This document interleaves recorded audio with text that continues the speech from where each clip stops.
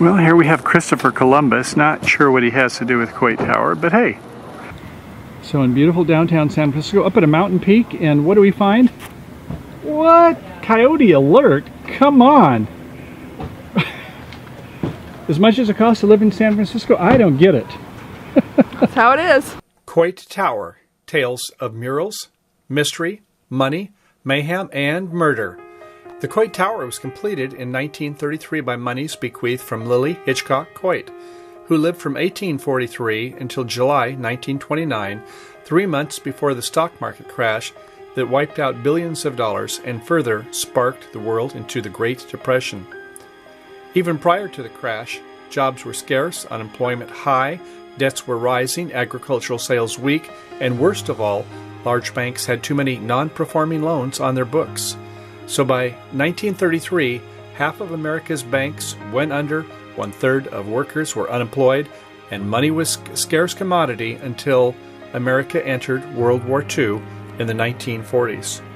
The murals inside the Coit Tower were done during the height of the Great Depression under the federally funded program that was called the Public Works Art Project.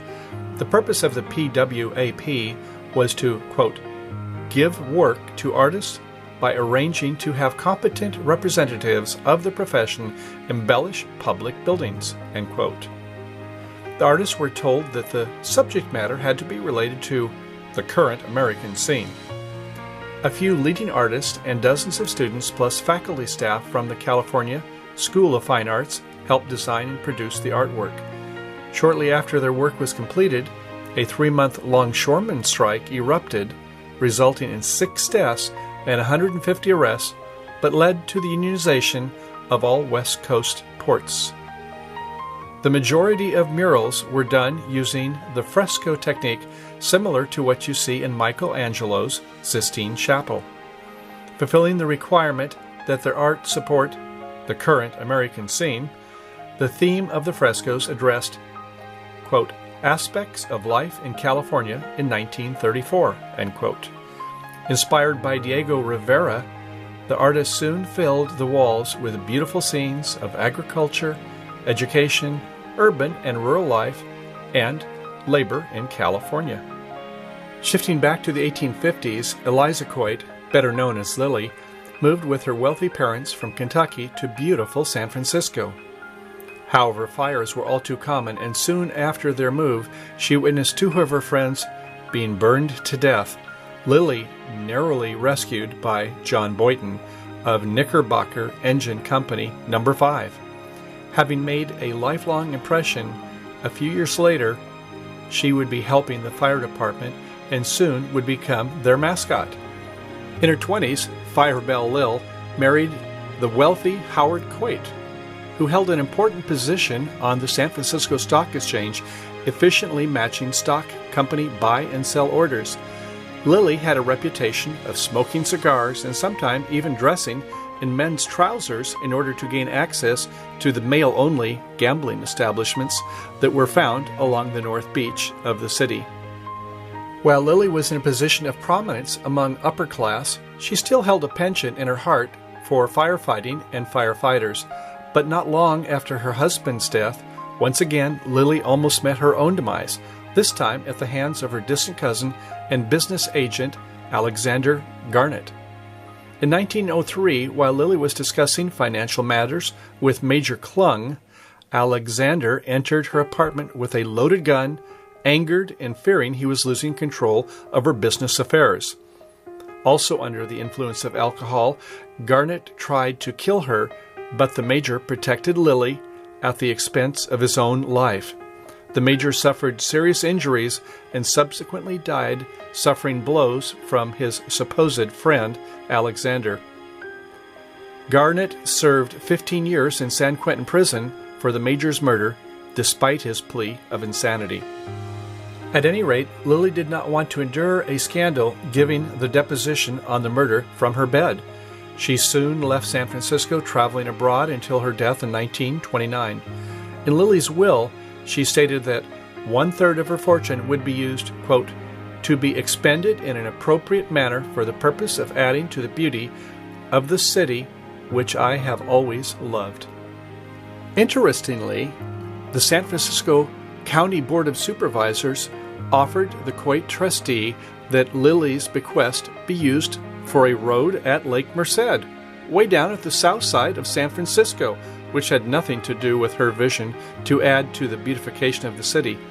Incidentally, the Lake Merced watershed provided most of San Francisco's water until the late 1930s, when the city had dammed up the Hetch Hetchy Reservoir adjacent to Yosemite Valley to satisfy their thirst for water after the 1906 San Francisco earthquake and related fire, despite being over 150 miles away.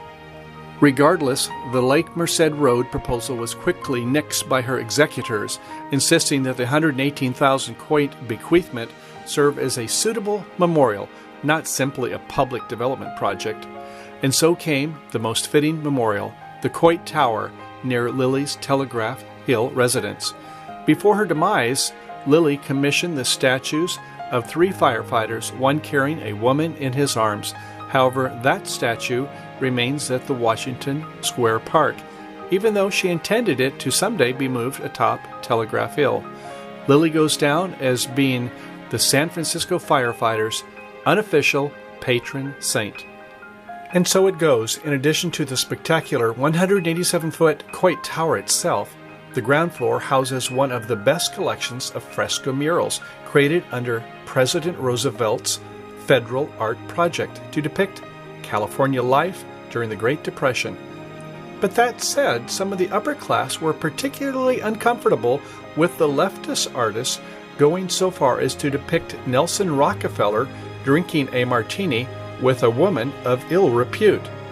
Some people blamed the salacious artwork for agitating the longshoremen in their 1934 work stoppage that resulted in deaths and incarcerations.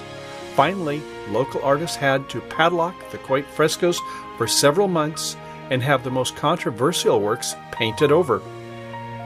And today, San Francisco visitors can also see frescoes at the San Francisco Art Institute, the San Francisco City College, the Beach Chalet, the San Francisco Maritime History Museum, the Rincon Center, and more. Well, darling, we had a great time in San Francisco, and do you know the way to San Francisco, or should I say maybe around San Francisco? I know my way around San Francisco, and we're currently on Telegraph Hill, and we had that opportunity to go in and take you with us to the Coit Tower to see some of the beautiful murals that depicted the 1930s. So now we have a question for you.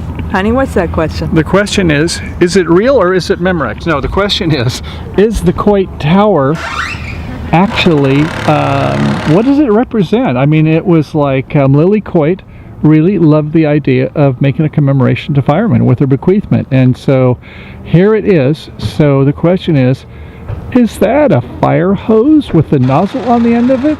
Or is it just a geometric structure? Tell what us do we in think? the comments below what you think. Is it yes, a fire hose, or is it no, not a fire hose? What do you think? Let us know. Make sure to subscribe, hit the bell, follow us, and we'll see you next time. Okay, until then, as always, happy trails to you until we meet again. Bye. Bye, peace out. Have you been to California? Seen the sights and people there? Walked the streets of sleepy sea towns, tasted salty ocean air.